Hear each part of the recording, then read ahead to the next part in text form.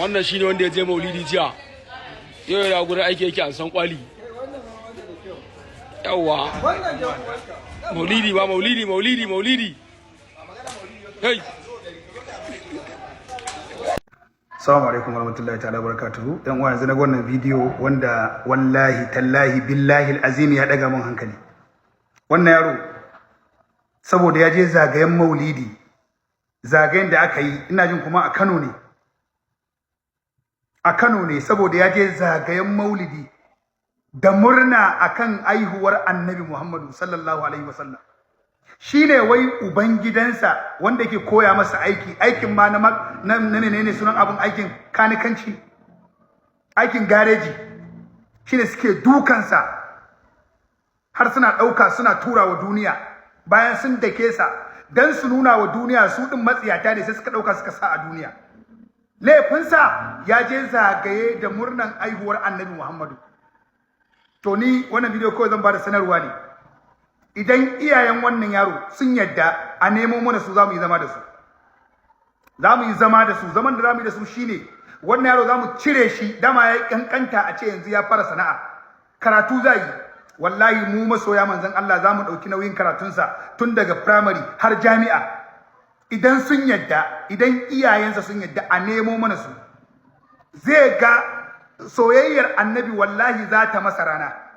Har ku iyayen soyayyar Annabi wallahi sai ta muku rana. Wallahi son Annabi wallahi sai ya muku rana. Duk wanda yake son Annabi wallahi Annabi ba zai kyale shi haka ba. Saboda haka idan sun yadda za mu cire shi mu daga shi daga wannan garejin, za mu sa shi a makaranta, za mu ɗauki nauyin karatunsa. A nemo mana su idan sun yadda za mu yi zama da su.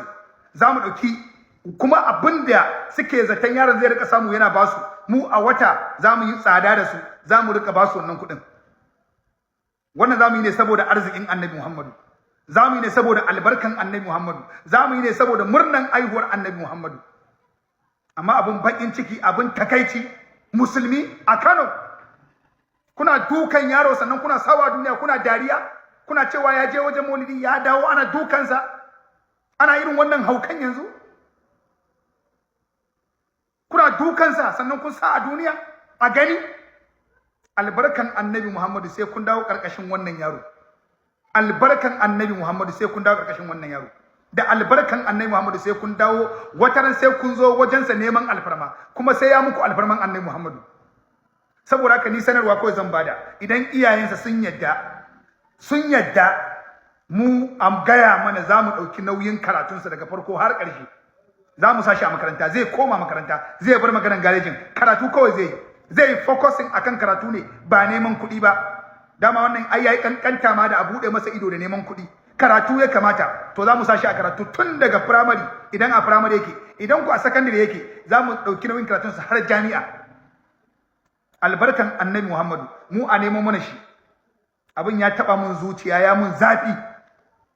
Laifinsa kawai saboda ya bi wanda suke zagayen maulidi, laifin kenan. Wannan mentality ne wannan, wannan hauka ne wannan.